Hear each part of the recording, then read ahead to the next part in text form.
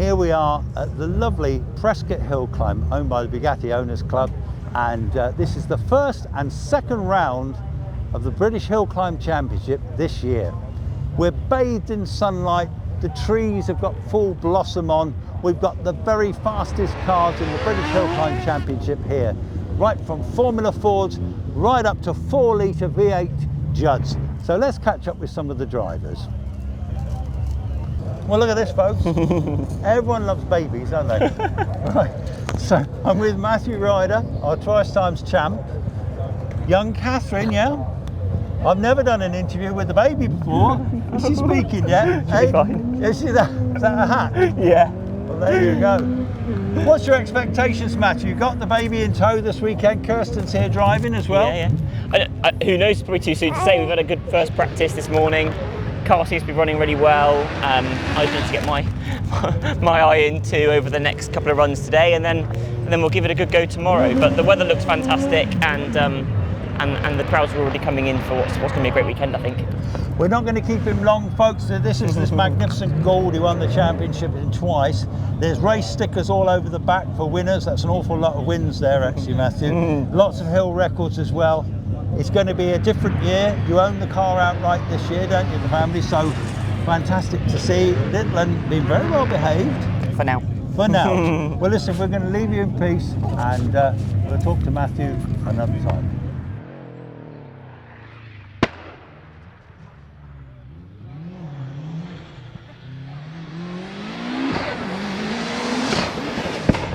Well, I'm with Roger Moran. Roger, this is your new baby. You've got two lovely babies with you today, and you've got Scott Moran, your son, as well. Yeah, we have, yeah. So they're all firm, but that's it. I only got to hear about this yesterday. Right, so okay. This is special, mate. This is special. Tell us what you bought. Well, I don't know about bought. Begged is more like it. Now, Olsbergs had got this car they were dealing with for one of their customers from Greece. And he'd had this car built from a previous car that he'd damaged, I think, and we got it for a really good price, to be fair. And they want to get involved with the British Hillclimb scene and the tin top thing, and they thought, well, this is the place to be with it, and so that's why we've got it. It was a deal that was done in very much a rush, really, and we've got it here now to test it and see how we get on with it. We've got some development to do with it, obviously, but time will tell, but it's got the makings of a very, very good car. But this is a bespoke hill climb car, so rather than it's got McPherson strut suspension like you'd have on an R5 car, this has got double wishbone suspension all round, and Öhlins dampers, all that sort of thing. And then the engine, of course, is set back longitudinally in the body, not across like you'd have in an R5 car. Oh, that's a really interesting point. Yeah. I hadn't twigged that bit. Yes. So the engine is very well back. The north-south engine rather than transverse. And that's it, yeah. The R5s, the Fiesta, Will Nichols. They're across, yeah. Yeah, they're across. But they're only producing, I say only, but they're limited to about 300 odd horsepower. That's right, aren't they? Yeah. Whereas your car, with the big turbos on it, what sort of horsepower do you think we've got? Well, apparently this has got about 800. About 800 horsepower. But I don't know whether we'll be seeing all that today. We'll have to see. So is this four-wheel drive? Yes, four-wheel drive, It's a four-wheel drive system, yeah. Yeah. So all singing, all dancing, all good stuff, really. I'm here, Scott Moran. He's brought a car today with his dad. He's brought a Mitsubishi Evo 6. Yeah. And this was the car that Dad bought at the end of last year to a couple of the meets, we saw it. But then, in between, he's decided to buy this fabulous Fiesta. Yeah. So now you've brought the old nail out, eh? The old nail with about 1,000 horsepower, folks, on a good day or more. Yeah. Scotty, 6 times British Hillclimb champion. Anyone can drive this car. So what no pressure then? No pressure, Scott. No. Never any pressure with you, mate. You can drive. I've watched you even on driver's school the other day. He was driving a Lotus Elise, and people that went up with you absolutely loved it, by the way. That's good. They said, well, you hardly ever brake, they said. Amazing. But Scotty, lovely to see you and Dad here. What is this car then? So this was built as a time attack car.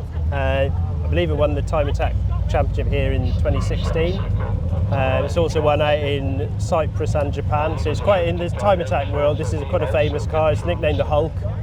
It actually came with the Hulk, the Incredible Hulk was on the roof when we got it. I wanted to keep it, Dad didn't, so he had dibs on that. So, but no, I think it's a great car. It's a 2.3 Mitsubishi engine with, but it's twin charged. So we've got supercharger and a turbocharger. Wow. Turbocharger the size of a bucket. And the what I like about it, there's a dial in there which I'm not sure. I haven't learned what it does yet. But it goes to 11, so it's a bit of spinal tap. So it's quite Wow. Running on number 3 this morning, it felt nothing, then lots. And I just put up to number 5 for the next run to see. So it's much, it's a big learning curve.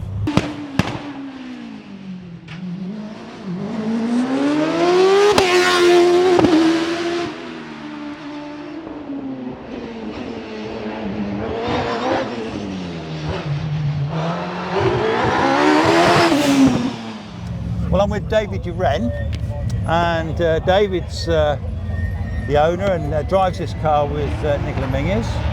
But this is a real history car. This is a Gould GR55B that won the championship 3 times, I think, with Martin Groves. Held hill records all over the place. Fabulous car. Was painted yellow, wasn't it then? It was originally yellow, then Wallace purchased it from Martin, I think about 6 or 7 years after he gave up, to be fair, and it then went to the standard Tilly Coultree red, and then I bought half of it and share the other half with his wife, and we've had various colours since, to be honest, but this one I think is just about right now, to be fair. So. Yes, it is. I mean, it's looking pristine. It's fair to say that it wasn't so pristine at Bloughton Park end of last year. You had a big off, which has affected all sorts of things at the track, hasn't it? And the new Armco and all the rest of it.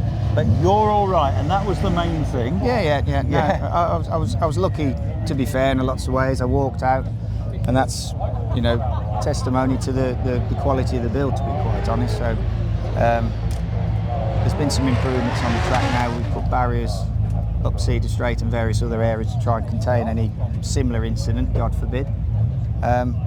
And hopefully it will never happen again, but if it is called upon, that should hopefully stop people ending up where I ended up, which was, well, through the trees and in the undergrowth, really. Yeah, you were definitely in the deer park on that occasion. Yeah. So I didn't really see the car afterwards because obviously it was, all covered up and stuff.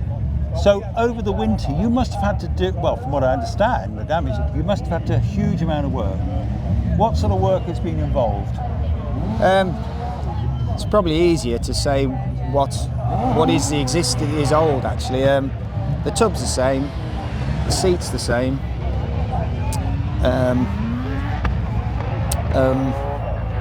The engine's had a refresh, the gearbox been looked at, pretty much everything. Brake lines, wiring loom. Yeah, it's had a lot of work. Tom has been very busy on it. So Tom has done that work. Tom knew that is, so yeah. That's new techniques, isn't it? Correct, yes. It's on the side of Wallace's car. But Tom, fantastic man on the spanners and engineer. Yeah, for sure. And he looks after your car and Wallace's car. Any others does he do at the moment? I think he has a hand in quite a few. I know Yeah. he does some work with on Ed Burgess, and there's a number of them. So I think last week he had 7 caterhams in the garage at the same day. Did he so really? Yeah, Oh, I think wow. I think it was perhaps breeding them on Thursday or Friday or whatever the day was. But yeah.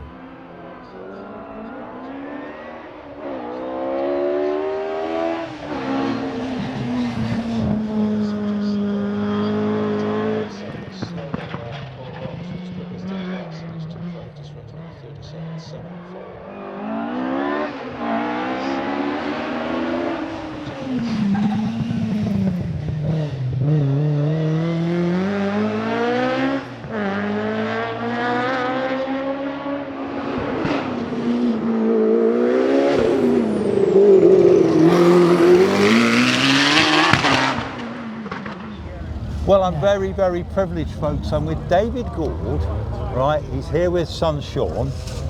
And David, of course, is the founder member, the main man for Gould Racing Cars. And this particular car here, When I first saw this at Chelsea Walsh a couple of years ago at Classic Nostalgia, I was genuinely really excited, and I'm still excited to this day. Tell us about this car, David. Well, this started in, it's just a long time ago really, in about 1981. We started thinking about making a car that would win the British Championship.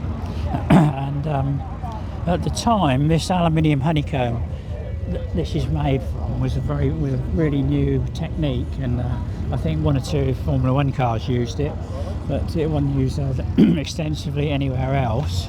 And I researched that, and we designed the whole car around a single large piece of aluminium honeycomb, which was folded, and glued and riveted together. And it took several years to do all this, of course, because I was trying to keep another job down as well at the same time. But could you just interrupt you? So aluminium honeycomb, yeah. What does that actually mean? Is that what I can see at the back of there? No, that's on the windscreen. No, I can't quite see it, can you? You can't really see it because it's got a cover over it. But it's a 2 thin skins of aluminium, and then in here is an aluminium honeycomb. Yes, yes. So is that lighter, is it? Very light. It's like milk bottle top sort of. Is it really? Yeah. Oh my goodness. It's ever so. It looks a little bit like that. Yeah, a bit like that radiator. Yeah. So, wow. So you designed this yourself, didn't you? I did. What did you do? Did you just sit down at the kitchen table and? Well, I'd already done 2 cars before that. Yeah. We decided we found that we thought about these cars quite a lot, and all the drawbacks they had and all the various mistakes, and so we tried to make a better car with this one. You know, it's been very successful. It was new in beginning of 1984 season, and right. It had a 1600 1600, BDA. right? It had a BDA there. Yep. But and it also had an FT 200 gearbox, which was a smaller and lighter gearbox than this. At the start of 1985, Chris Kramer and I got together, and we decided we would have a crack at winning the championship, and that's what we did. We set about. We had quite a lot of problems along the way.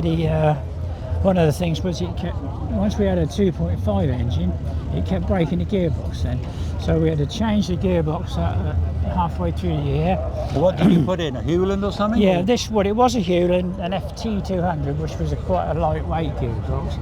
And this was a more beefy gearbox. This is an FG, which was a considerably more stronger gearbox, really.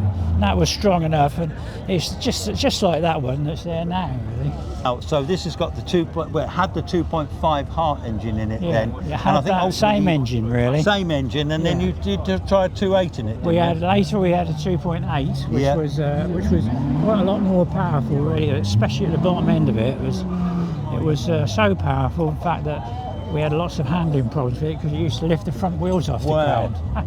Wow. So at the time, your main competition, were they ex-Formula 1 cars and things like that? Nearly all pill beams. Or nearly all pill beams? Yeah, pill beams. Right. 1 or 2 others, but most of the people that are winning the championship was this ADO, people like Alistair Douglas? Yeah, Martin Griffiths. So now, it's fair to say Gould cars dominate the championship, but this, folks, was the very first car that really did that, and this is the builder, and son Sean, of course, taking it all on with you, and it's building these. So, David, I can't tell you how thrilled it is to meet you, and also to see this first car back in action. So, thank you very much indeed for your time. Enjoy your coffee now. I've rudely interrupted you. That's right. And no problem at all. thank you again.